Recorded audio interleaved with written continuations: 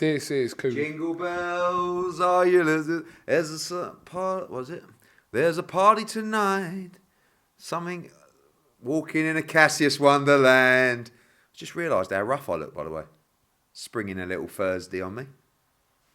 Merry Christmas. Well, I had a rumour that you weren't going to be available for the foreseeable future, so... You were like, I'm getting him. I'm getting my piece of meat out of HEARN before Christmas. So just to let people know, this is being filmed on the 23rd of December. It will air on IFL TV on the 24th at 6 p.m. A Christmas Eve special? Yes, absolutely. Albert Square's got nothing on you, geezer. I might go head to head. Yeah. Yeah, good idea. Well, the venues weren't available, were they? So, yeah. Okay, so I don't want this to be one of these things where we're going to list through every one of your fighters. We used to be able to do that like a few years ago. We had about 150. Yes, now there's like, and you've gone international as well. So we'll try and kind of get everyone at some point in, and if we forget, then you're clearly not relevant to Eddie Hearn if we forget you. That was a joke. Little reflection from the weekend. I know you've done a bit about that anyway. It was a brilliant night, wasn't it? I mean, such a great heavyweight fight, such a great card, such a great crowd, such a great atmosphere to end the year. Chisora's a legend, really. You know, and I see a lot of people saying, you know, he should retire, and I saw your video with him in wherever you were, in the steam room or bathhouse. A Russian bathhouse. Yeah. Bathhouse. Yeah, I guess you've got to be careful when you say that. So, and you always have to look to protect a fighter when a fighter deteriorates. I don't see Derek Chisora deteriorating, but what I do see him is in a lot of tough fights. He's losing to elite heavyweights, right? I mean, he's lost his last three. Usyk, Parker. And I thought he fought well on Saturday. Just thought Parker was too good for him and too fresh for him. But you're not seeing Chisora, I mean, he took the absolute kitchen sink. You're not seeing his chin going or him getting slower or, you know, deteriorating in sparring. So it's difficult at the same time. But we love him, we all love him, and we want to make sure that he leaves the sport, you know, fit and healthy. And you've got to be careful. I mean, there is an argument that he should, you know, almost drop down a level and be in fights that he's a favourite to win. But if you ask Del that, really the answer's going to say, how much is that? So we talk about Deontay Wilder and stuff like that. The fight I love is Chris Arreola. Chris Arreola against Derek Chisora is an absolute barn burner. Two guys that are quite frankly past their prime, but two guys that lay it down and love to have a toe-to-toe war. So I actually messaged Louis de Cubas the other day. And by the way, Arreola will think he can win that fight. And so will Del. That's a lovely fight. So we'll see. Let him have a little rest. Everyone's quick to judge, aren't they? Do this, do this, do this. Okay. He's the one that's going to make the decision. But, you know, he loves to fight, doesn't he? He loves to fight. Just like you love your Hamlet cigars. They're called Signature. Okay. That's like me saying to you, you need to pack in the old Hamlet cigars. You go, I love the Hamlet cigars, or the signatures. But I enjoy them. So yeah, but you're probably better off not smoking them. But I love it. It's the same with DELBOY.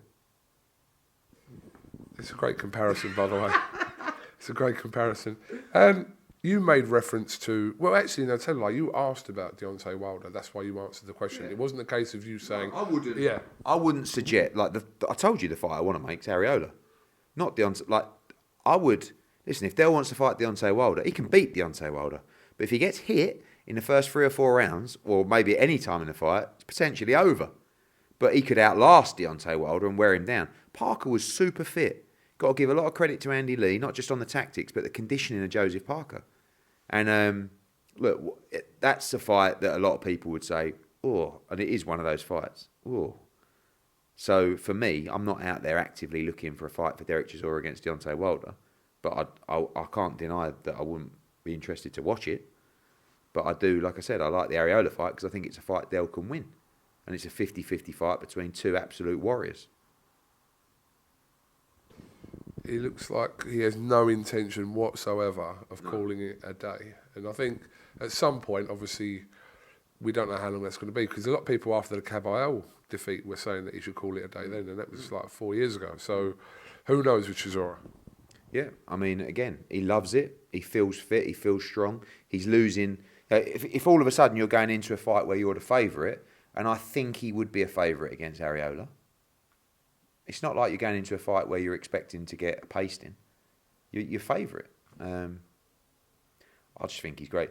You know, in boxing, right? Everyone says I would rather get knocked out than lose on points. Yeah. You know that, yeah. And look, fighters are incredibly tough, but I see a lot of fighters get to the back end of a fight, by the way, sensibly, and actually, not, just thinking about actually let me get through. Like Del is just one of those guys. He would genuinely rather get flattened than just lose on points. And just, you saw it in the 12th round. He had very little in the tank. He didn't stop coming. And he deserves the respect of all of us because he's an absolute warrior. And you saw the reception he gets. He's a big name, Derek Chisora. Great numbers on DAZN as well. He's, as long as he's healthy and happy, I'd be happy for him to continue. Yourself?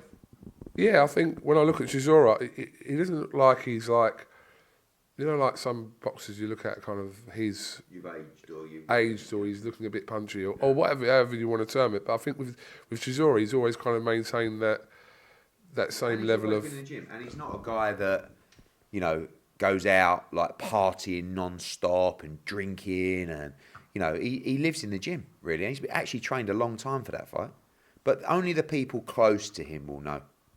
I won't know. You won't know. It'll be the people that see him day in, day out. That's the people that have got the responsibility to say, no, enough's enough. And they're not seeing that. So it's a very tough decision, really. Okay, let's kind of go through some of your fighters and talk about the year that they've had and also what's next to them.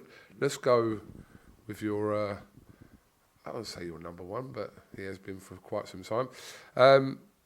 Anthony Joshua's situation, but the year he's had in general, how would you kind of sum that up? Well, it's been one fight, hasn't it? And that's been a problem with COVID. AJ's a guy that fights twice a year, and sometimes we feel like it'd be nice to fight 3 times a year. But obviously COVID has meant that in 2020, he boxed once against Kubrat Pulev, and 2021, he boxed once against AJ-USYK. And that's something you're seeing with a lot of these big name guys outside of Canelo Alvarez, who's done a great job to stay busy. So 2021, I would say has not been a great year for AJ because he boxed once and lost once. I still feel very strongly that he doesn't get the credit he deserves for taking the AJ-USYK fight. It's very easy after the fight for people to say, well, he should probably never taken that. Should have just vacated the belt and take. But that's not what you want, is it? I get very confused with people who seem to be geniuses after the fact, who say, well, probably should have just bit. What? So if AJ would have vacated that belt, you'd have been happy with that, right? You wouldn't have criticised him. You wouldn't have said that he ducked Usyk, he did this. And AJ has always been a guy that has consistently been prepared to fight the very best. And like Chisora, we need to respect those people because they're the warriors of the sport. They're throwback fighters. And Chisora, to be honest with you, he's a bit of a hero to AJ. You know that. Like he was a guy he looked up to so much at Finchley. Still, you saw his post about him the other day. Like he's an OG, as AJ calls him. Joshua has that same mentality, prepared to fight the very best time and time again. Again, fought a pound for pound great at Spurs on September the 20th, lost. And all he's thought about since is beating him and improving. I'm sure there'll be some announcements about training teams, etc., early in the new year. But AJ has so much more to give to the sport of boxing. He's so fresh. Talk about Chisora. AJ's so fresh. And he loves it. You got a guy there, different sort of comparisons, but AJ, 2-time world heavyweight champion, unified the division twice, made an absolute fortune. Why'd you still want to do it? Because he loves it. He loves winning. He loves boxing. and he's going to become a 3-time heavyweight world champion. I truly believe that. And he's going to fight all of those people that we talk about. He's going to rematch Usyk. He's going to fight Fury. I'm sure he'll fight Dylan. I'm sure he'll fight Deontay Wilder. Look at the resume. He's never ducked anyone. And I think he deserves a lot of credit. And I'm looking forward to seeing him bounce back in 2022. What is the latest regarding that? I know you're constantly asked that every week, but the latest regarding the rematch with Usyk? Honestly, not much. Only that, we have to get together and decide the date. April is realistic for that fight and where it's going to be. We've had offers from around the world. I think UK will stage that fight, but we have to sit down with Alex Krasuk and we'll get Christmas out of the way and we'll start moving forward with that because it's time to start planning that. Obviously, there was a couple of discussions around step aside and different kind of fights. So we'll have to see. But that looks very unlikely now because of obviously the Dillian Whyte situation, which AJ is pleased about because he didn't really want to have those conversations unless I presented them to him.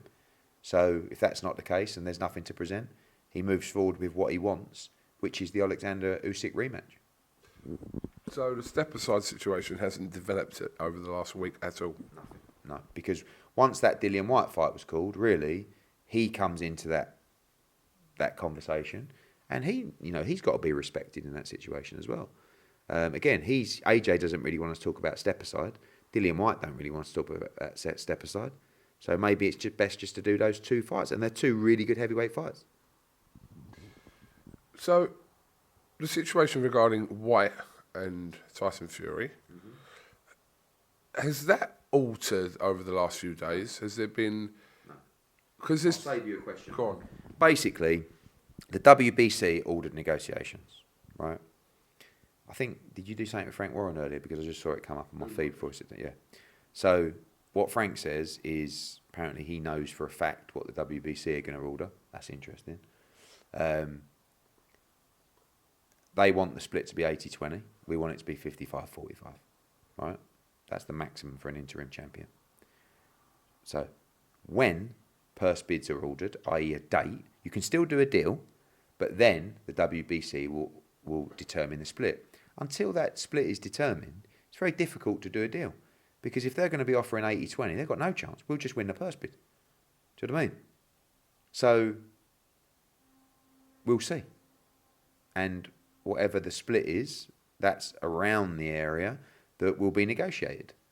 And if Dillian Whyte and us feel that he's not been respected in those negotiations, then we'll go to purse bids. But happy to do a deal as long as Dillian Whyte's value and the length of time that he's had to wait for that opportunity is respected. That's all it comes down to. And I suppose it's very highly unlikely that Tyson Fury vacates that WBC title. Is that the way you look at that as well? I mean, Bob talks about that. I feel like that's Bob, trying to pretend to Dillian Whyte that he might not get his shot. But Tyson's capable of doing anything. If he does it, has he ducked Dillian Whyte? I don't know. I mean, if AJ vacated his belt, I'm sure he would have got plenty of criticism for vacating to Usyk. So we'll see. I don't think he will, because the value of the undisputed is still very much there. And you can't be undisputed if he drops the belt. Hypothetically, if he was to, then did I read correctly that the next in line to fight Dillian Whyte would actually be Deontay Wilder? Looks like it, yeah. In an interim situation, as you saw with Devin Haney, he would actually be elevated to world champion, which is not something we want, to be honest with you, but that is what would happen. And then he would be ordered to make a defence against Deontay Wilder, which would obviously give him the credibility as world champion, I feel. Let's kind of go on to Dillian Whyte now, who's had a bit of a half and half year. Obviously started the year very well, got the rematch out in Gibraltar with Povetkin, which he put right, and then was out injured for the Otto Wallin fight, and now he's kind of in that waiting situation regarding this fight with Fury. But in all, I suppose Dillian Whyte's had a productive year, you could say, apart from the injury to make him pull out of the fight with Wallin. Well, frustrating, because he only boxed once, and the first one was in March. And obviously the Wallin fight, despite what everyone thinks, was like, fighters don't get paid. He was making a lot of money for that fight. He wanted to fight Otto Wallin. Couldn't fight him. A few weeks later, gets the order from the WBC. So bittersweet in some respects, and now he moves forward for a shot at the title. But if he would have gone Povetkin, Wallin, Fury, would have been a much more preferred year for Dillian White. But he's in good shape. He's in a good place, and it looks like he's finally going to get his opportunity. So, and I always ask you about timescales, and I know obviously we're closing out of 2021 now, but there's got to be a point here where you know that either this will happen or this will happen by a certain date regarding Dillian White. Well, he's fighting Tyson Fury. The negotiations have been ordered, probably after Christmas if there's no deal. I don't know the exact dates because it wasn't on the correspondence, but normally it's 28 or 30 days of negotiations. Purse bids will be ordered. And when purse bids are ordered, the split will be determined. We can still do a deal for that week or 10 days or whatever it is. So, but anything can happen, mate. Anything. Don't rule anything out. I feel there's more in this situation that you're not letting on. No, I'm not. I'm just telling you the exact, being completely honest about the situation. But I'm also saying anything can happen. Right now, I'm telling you, I think Fury's going to fight White and AJ's going to fight Usyk. Anything can happen. Can you definitely tell me then that Dillian White will definitely, whether it's Fury or Wilder or whoever, will definitely fight in his next fight for the WBC title? Unless he agreed for that not to happen. Right.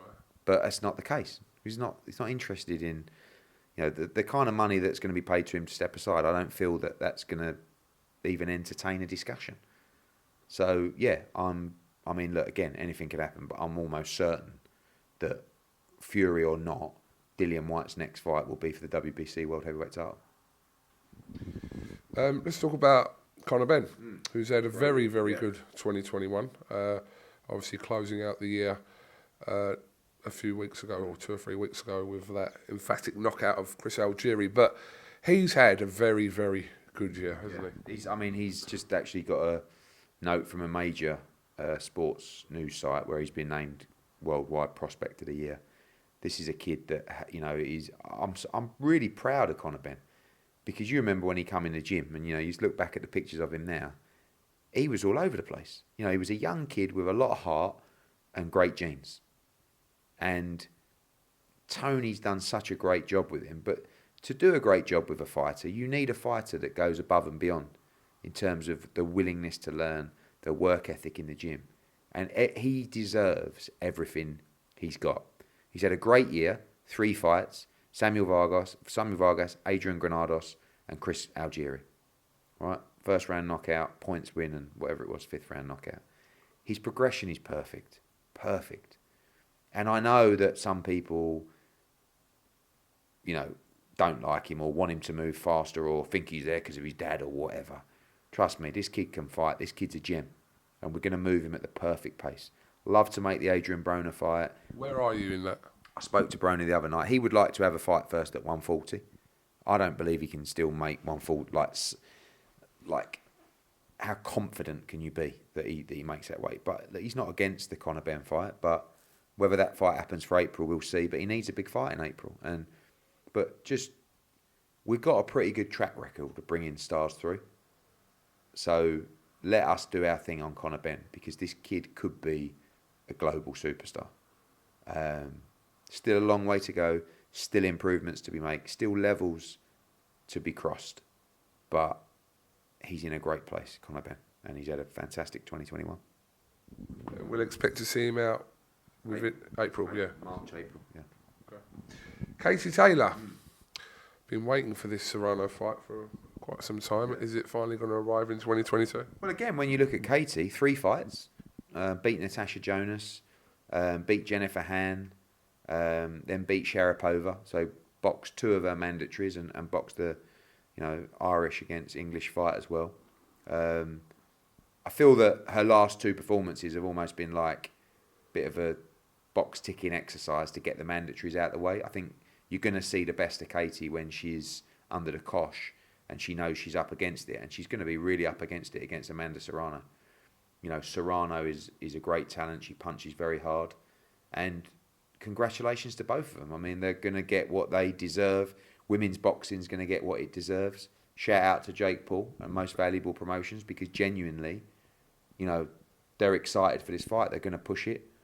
I spoke to him the other night, and I just, I said, well done on your fight, and also can't wait for this. And he's like, let's make this huge. He's really determined to make Taylor Serrano a massive event, and it is a massive event. It's the biggest female fight of all time. Forget female boxing, it's just a massive fight, and it's going to give female boxing such a wonderful platform. And by the way, it can only be a great fight, and it's going to be thrilling, and we hope to announce that fight in the next couple of weeks. So, I'm just reading some comments from an interview you just actually touched on that Frank Warren did. He's indicating that boxing won't be allowed in January. He's not returning until March. But have you been... Frank Warren isn't returning until March, according to this interview. We haven't had anything official from the board, but from my conversations with Robert Smith, I would be very surprised if there was boxing. I mean, Wales have cancelled all sporting events. Obviously, you've got the Eubank fight, that affects, and that's in January as well. We wanted to go in January on the 22nd or the 29th, but I haven't heard officially we're not allowed to, but I expect that to be incoming, and I would be very surprised if there were shows in January. I don't agree with that, by the way. I mean, ultimately, it's a British Boxing Board of Control decision, but if sporting events are proceeding and there's no restrictions on sporting events or crowds, I believe that we should be able to stage events. But if it's the board decision, of course we'll respect it, and if it means moving one show, then yes, we will move one show. But in terms of when we return, in February, we will have February the 5th, February the 12th, February the 9th, February the 26th. We'll have 4 shows in February. So, and we'll have a show every week, basically, throughout the whole of the year, and probably 2 shows on many weekends as well. In fact, if we're sitting here this time next year, and we haven't done 50 shows, I will allow you to give me a free backhand slap across the chops. On camera? On camera. If you haven't done 50? Or I'll get a tattoo. An IFL tattoo. Be like Jack Cullen with his North Face. Yeah, I'll do 50. I'm not sure I'll get an IFL tattoo, but maybe some kind of other tattoo. I just want to read this to you as well. Again, I know you sort of touched on it, but this is from this interview Umar's done with Frank Warren today. So Frank Warren has indicated that Tyson Fury versus Dillian White will likely not be next. He said White's arbitration with the WBC over the purse split won't be decided until a hearing in March. So Fury intends to fight someone else with the WBC title not at stake. I mean, I don't believe that'll be the case, but I told you, anything could happen. But I don't know, I don't understand why they don't want to fight Dillian White. It's a great fight. If I said to you, right, okay, Fury can't fight Usyk or Joshua, who would you like to see Fury fight? Yeah, Fury White. Yeah, Fury White. So why not make it? Or Fury Wilder 4. No. Why not make it? I don't know. I don't know. You're the promoter. You tell me. I don't.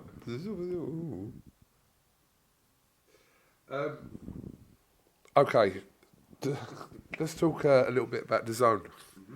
UK launch obviously happened back in August of this year. So for the first 4 months, satisfactory? Exactly what you just said. 4 months. 5 months. Unbelievable. I mean, the schedule's been fantastic. The only thing that we lost out on was Dillian White against Wilding, which would have been a big night for DAZN, like hands up. But unfortunately, it's boxing. But a brilliant schedule globally, and what an end to the year as well. I mean, the value for money on DAZN is second to none. We live in a world right now where there are pay-per-views coming out of your bottom. Careful though, with what you say about pay-per-view. Do you know what? I don't have to be careful. You do a little bit. I don't have to be careful because I speak from the heart and I speak with truth and I understand where we're at. And I always tell you, pay-per-view will always exist, and it should exist for the mega fights and mega names, right? But The reason we moved is because it's an opportunity to create a new model. Chisora Parker's a great example. That's a fight that did 250,000 buys on Sky, right?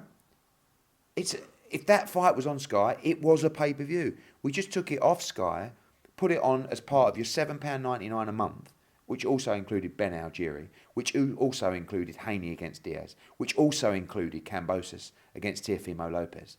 I mean, what more can you do?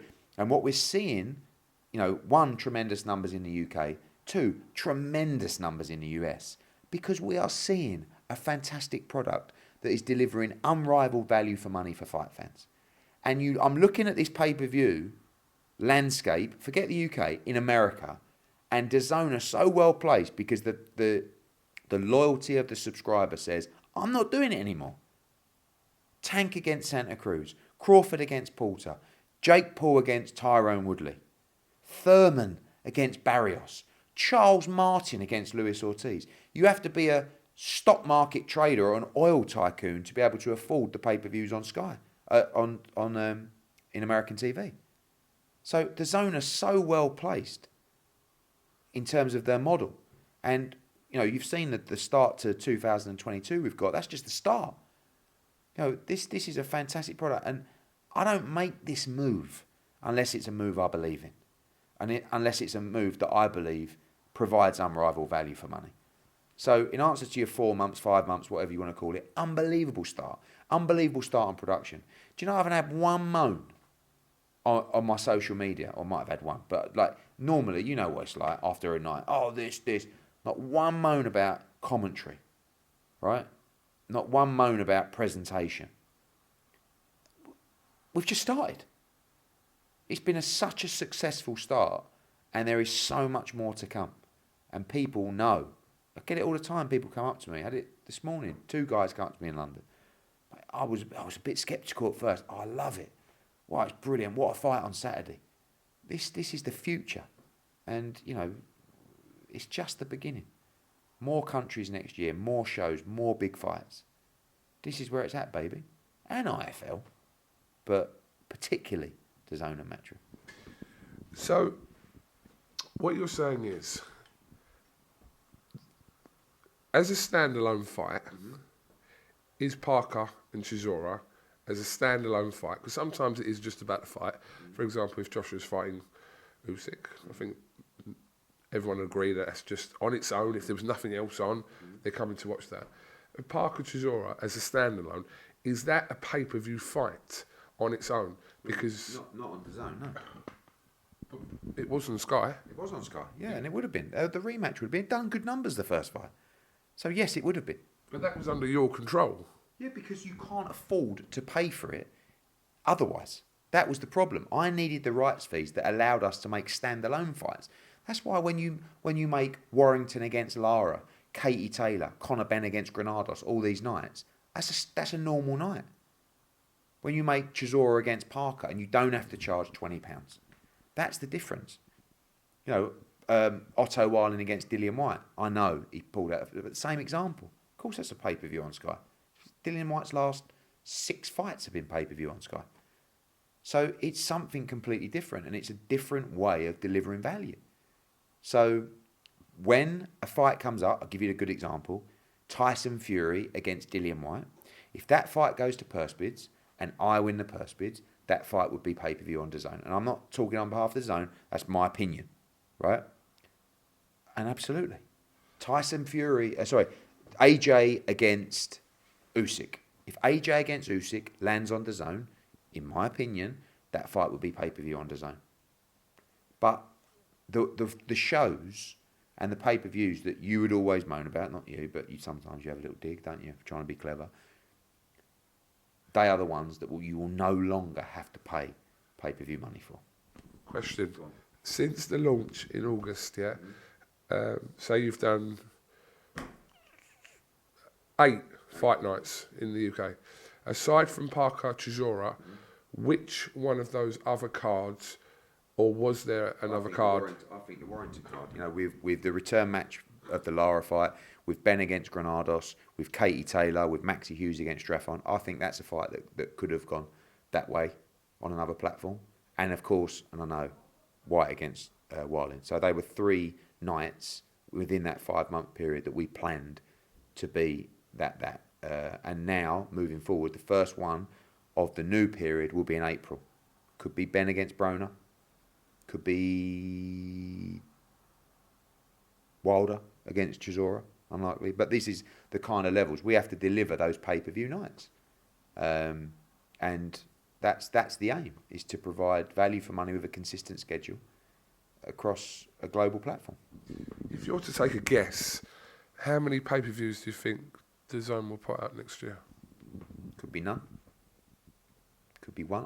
I just don't know. It all depends on the fight. It's not, sometimes people get confused. Oh, now they're moving to the pay-per-view model. No, the model is subscription. Every now and again, a fight will present itself.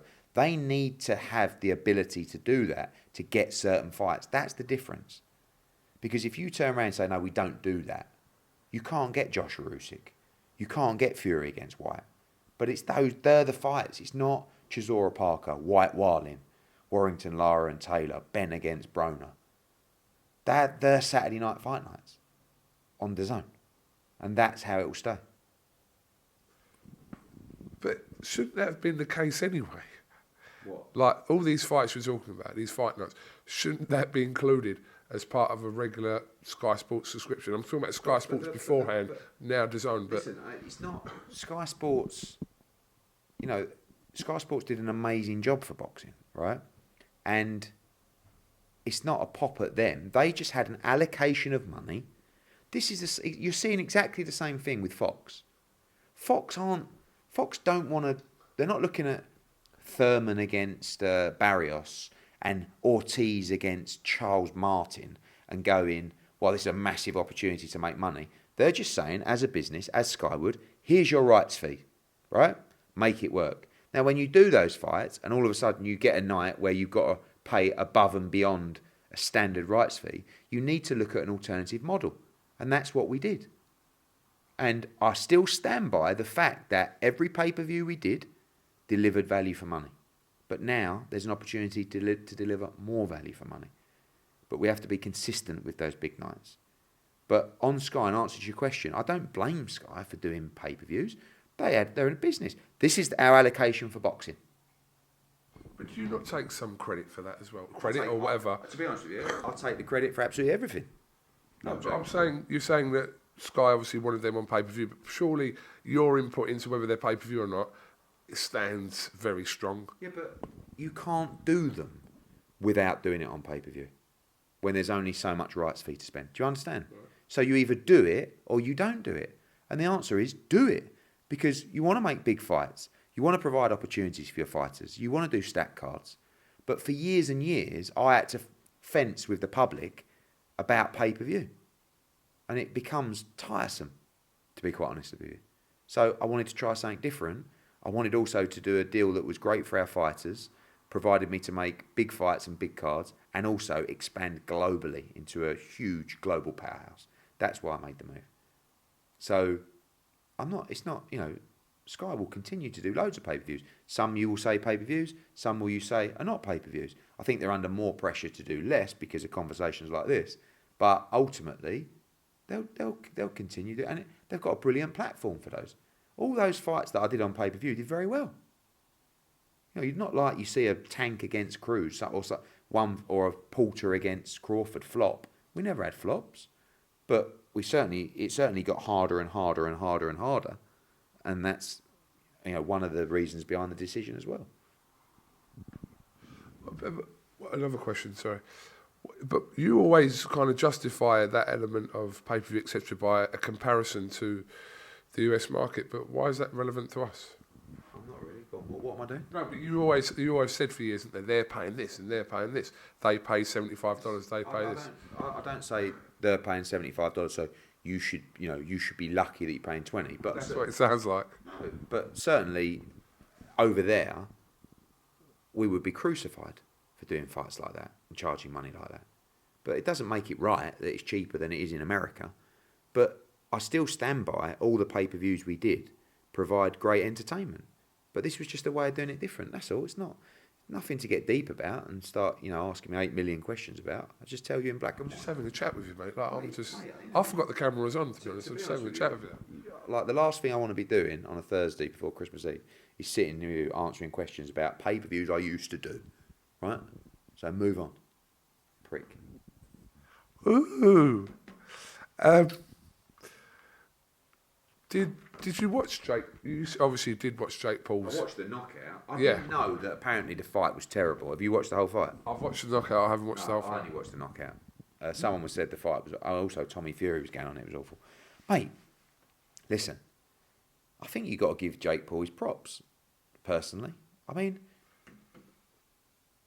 I think I don't mind the guy at all. I think he's very bright.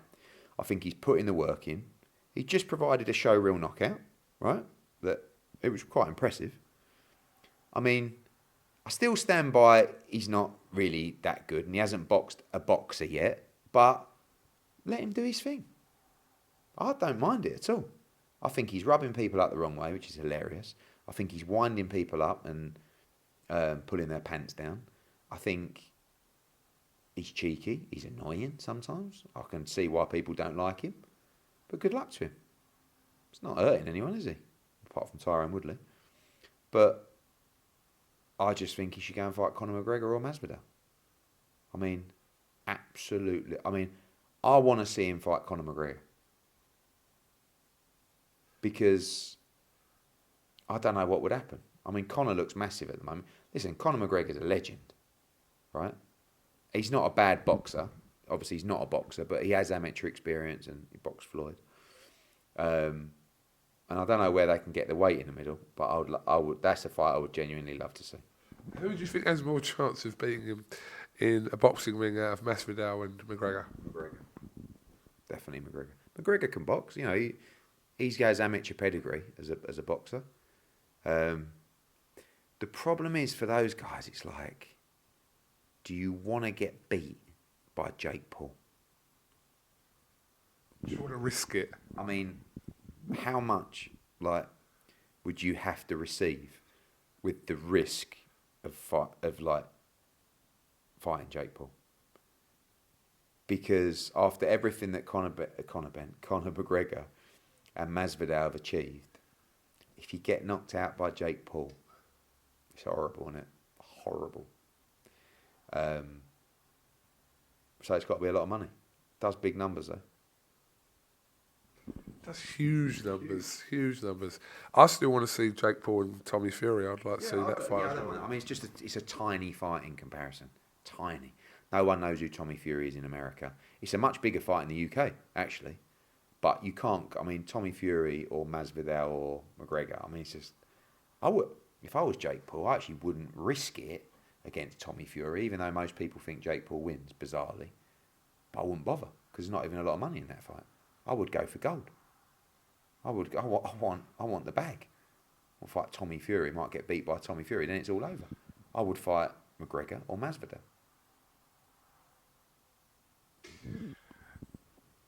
Sorry, moving on from there.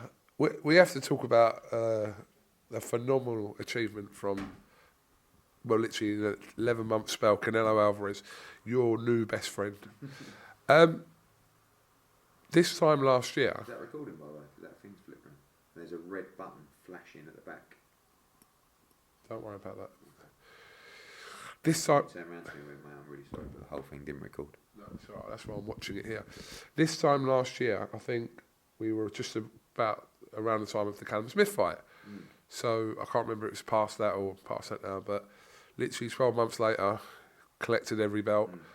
Now potentially going up to cruiserweight, now being linked with fights with heavyweights. I mean, it's just a phenomenal year for Canelo Alvarez. Amazing, yeah. December, I think the 18th, 2020, he fought Callum Smith. We then did a deal very quickly after to have a quick mandatory against Yildirim and then fight Billy Joe Saunders in May.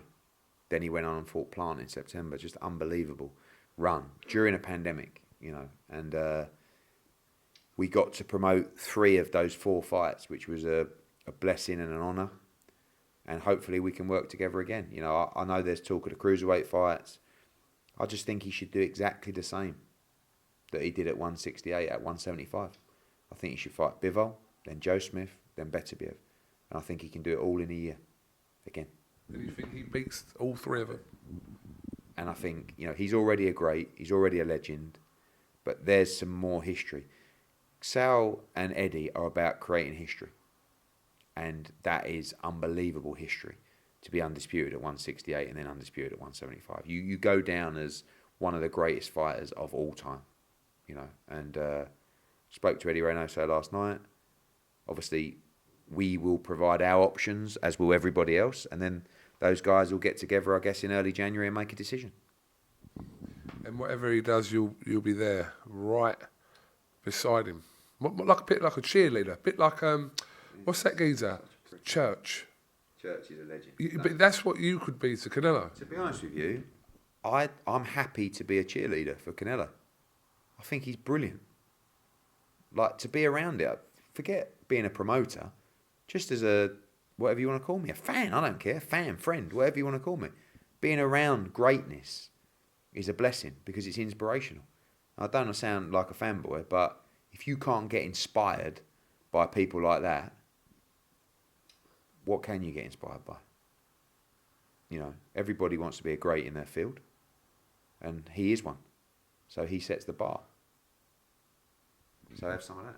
Have some of that indeed. Right, listen, we've got like 5 minutes left because I know you said you had to go. According to you. You said you had to go 1:30. Yeah. Okay. That's why I said 5 minutes. Okay. Right. So I'm going to fire as many names as I can to you, and you're going to talk as quickly and just move through them. We're going to try this. Okay. Right, okay. Devin Haney. Devin Haney, one fight for him, George Kambosos in Australia, April or May, the real undisputed lightweight world championship. Let's get it on. Okay. Golovkin. Gennady Golovkin, due to fight Murata in December. Looks like it's going to be rescheduled for March or April. Okay, you briefly spoke about Lawrence Cully, but the year in general Lawrence has had, obviously, looking to unify, talks of Bradis, etc., but yeah. Became a world champion, defended it. Now we'll defend it again February the 27th. We want a unification fight. On that card may also be Gulamarin against Igorov, so the winners fight the winners there, and time for him to unify, but we have to keep him active as well at the same time. Chantel Cameron. Chantel Cameron, been a brilliant year for her. Obviously unified the division, became Ring Magazine champion, and now goes into the final of the Undisputed tournament against Kaylee Reese for absolutely every belt in boxing. Superstar. Demetrius Andrade. Demetrius Andrade, good year. And not the flagship fights that we want, but nice and active. Great win against Quigley last time. Got the mandatory against Yanni Beck, but we need a bigger fight than that, in all honesty. So if we can't find it at middleweight, I think he'll move up to super middleweight and become mandatory there. Alan Babbage. Alan Babbage, another great year. I mean, people are, again, quick to criticise. 9-0, 9 knockouts. Or is it 10-0, 10 knockouts? 9-0, 9 knockouts. He's learning. He's a small heavyweight that gives you great entertainment every time. Tough fight last time, coming off the back of COVID, but a big year ahead, and I believe he'll fight for the Bridgerweight World title in 2022. Callum Smith. Callum Smith, stunning knockout in September. We actually got offered the Joe Smith fight, but he just wasn't ready for that fight, and his missus is having a baby very shortly. I'd love him to fight Bivol, love him to fight Joe Smith, could even fight Beterbiev, but he will be out regardless, if not against one of those three, in April. Campbell Hatton. Campbell Hatton, great win for him last time out in Spain. Tough night at the office at Tottenham. A baby, just learning, just like Conor Benn was, but putting in the work, and he's going to be very active next year. Chris Billum-Smith. Chris Billum-Smith, great year. I mean, big win for him at Fight Camp against Tommy McCarthy. Good win recently as well. I like the Tommy McCarthy rematch or the mandatory, who's Fabio Turchi, and then I think he should roll the dice for a final eliminator. Craig Richards. Good year for him, in a fight that, if he put his foot on the gas a little bit more, could have beat Dimitri Bivol. Good win last time out. Like I said, if those guys can't get a world title, I'd like to see Joshua Buatsi against Craig Richards. I just feel like it's a big money fight for those guys. Roll the dice. Everyone's waiting for a world title shot. It's a fight I'd love to see. Yeah, that was going to be my next one. Joshua Buatsi obviously missed out on that fight with Vlasov due to injury. Ready. He when you get injured like that and you kind of miss a fight, it speeds up your desire to move quicker. So if he can't get a world title fight, I would like to either reschedule the Vlasov fight or make the Craig Richards fight. Fabio Wardley. Fabio Wardley is a very, very good young heavyweight. Big win against Molina earlier on last year. Good win against Nick Webb as well. Had a couple of little niggles. He'll be back in February. Big year for him. I'd like to see him fight Gorman for the British title, but very excited about Fabio Wardley. And great job on a punditry the other night. Yeah, I heard lots of rave reviews about that. Felix Cash. Felix Cash has had a tough year, a little bit of personal problems in his family, unfortunately, the loss of some family members, and brilliant win against Bentley. I mean, just smashed him to bits. What was it, 2 rounds? Moving on for the European title now against Signani, and big year ahead for Felix Cash. Hopey Price. Hopey Price was supposed to actually box at the end of this year in Sheffield, wasn't ready, but will fight very early next year. Tremendous talent, and would like to see him pick up the Lonsdale title by the end of the year. Hold on. Right, sorry, just picking this back up. Joe Caldina. Joe Caldina, good win for him recently. Banging on the door, ready to fight Agawa. Waiting on the decision from Agawa if he wants to have a quick defence in Japan first. If he does, I'd like to see Caldina against Zelfa Barrett. I mean, both, like, same with Craig Richards and Josh Buatsi. Both waiting for a world title shot. Make big money in a big domestic fight. That's the ones we want to see. Johnny Fisher. Johnny Fisher, huge support. Great guy, great family. Massive future for Johnny Fisher. Jordan Gill. Jordan Gill, I mean, just the most unluckiest man in 2021, but that is all about to change. 2022, he'll fight Karim Gurfi for the European title. And then I would like to see him fight Isaac Lowe, actually. Defend the European title. And I'd like to see him fight for the world title by the end of the year. Lee McGregor, Cash Farouk. Lee McGregor, Cash Farouk, news on that soon. We'll expect to see Lee McGregor out in February. Kid Galahad. Kid Galahad, I believe he's going to move up to 130 pounds. I think it's time for him to do it. He's been a featherweight for a long, long time. Finds it very difficult to make the weight. I'd like him to fight Castaneda, and then I'd like him to get him in the mix of Agawa and Caldina and Zelfa Barrett and those guys. You know, I think he can be bigger and stronger at 130 pounds. Maxie Hughes. What a year he's had, by the way. You know, we didn't talk about the year Maxie Hughes has had. Ready to sling him in some big fights. Obviously, great win the other day against Gongora, but Leron Richards, looking to have another great year. Like, some people like to try and criticise him for not being a knockout superstar, but brilliant fighter and beating top-level super middleweights. And, you know, Leron Richards is going to be really tough to beat. Big win for him last week. Ebony Bridges. Ebony Bridges will be fighting for the world title next. We will announce that soon, and that is expected to land on the Leeds card at the end of March. Interesting. Sandy Ryan. Sandy Ryan, I'm so excited about. You know, great talent, spiteful. Spoke to Paul Reedy actually the other day, who said, look, we're willing to step up to 10 rounds for the next fight, start fighting for titles. I reckon 2 or 3 fights, and she's ready for a world title. Impressive win against Tarimo the other day, Zelfa Barrett. Yeah, great win after a tough year for him personally. Now number 2 in the IBF, and again he's knocking on the door for a Gower or the Joe Caldina fight, you know, and he's going to have a massive year in 2022. Terry Harper. Terry Harper, obviously devastating defeat for against Baumgardner, who, you know, became an overnight star. Got to move up in weight. You know, I don't believe she can make super featherweight anymore. She's strong, tall, and I believe at 135 she'll be a different animal, and we expect to see her in March as well. Solomon Dakers. Just had a little operation. Great win against Sokolowski, who's causing everybody problems at the moment.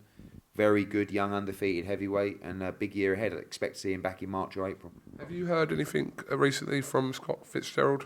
No, you know, he still has his problems. Obviously, everybody working on getting him the appropriate help, but no ring return soon. Someone who does seem to kind of be back on the mend, if you like, is Ammo Williams. Yeah. Really good. I mean, great to see Ammo back. You know, good guy. By the way, done so well to come through that dark period in his life. You know, some people don't. Looks more motivated than ever. Very dangerous puncher. And listen, I'd like to see Ammo against Anthony Fowler, but only when the stakes are high enough for that fight. Anything going on for Kieran Conway? Yeah, actually, he's due to fight in March as well. Good win against Metcalf last time and right in the 154-pound mix. Reading them all off a list. No, don't have lists. I'm just, from memory. John Hedges? Baby steps with John. He's been nice and active actually in the back end, and a good talent. Going to be a cruiserweight, probably end up being a heavyweight, and a great trainer in Mark Tibbs. Florian Marcoux? Florian Marcoux discussing at the moment with their team about next steps. Would love to box him in Albania as well. Would be wild over there, and potentially back for us in February. Well, I'm going to just reel these off together, sort of thing. Okay. Dalton Smith, Callum French, and Kevin Jargo. Cyrus Patterson. Cyrus Patterson, look, he was so unlucky. His opponent got COVID before the fight last week, so he'll be out very early in 2022. Callum French debuted in Liverpool. Really enjoyed his performance, actually. Good young fighter.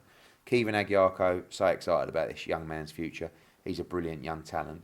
Dalton Smith, we need to move him nice and quick. This guy is a brilliant, brilliant fighter. Going to box, looks like February the 12th, against like a Kay Prosper or Joe Hughes, and then want to move him forward. Needs to fight Sam Maxwell for the British title. Great fight. Very excited about Dalton's future.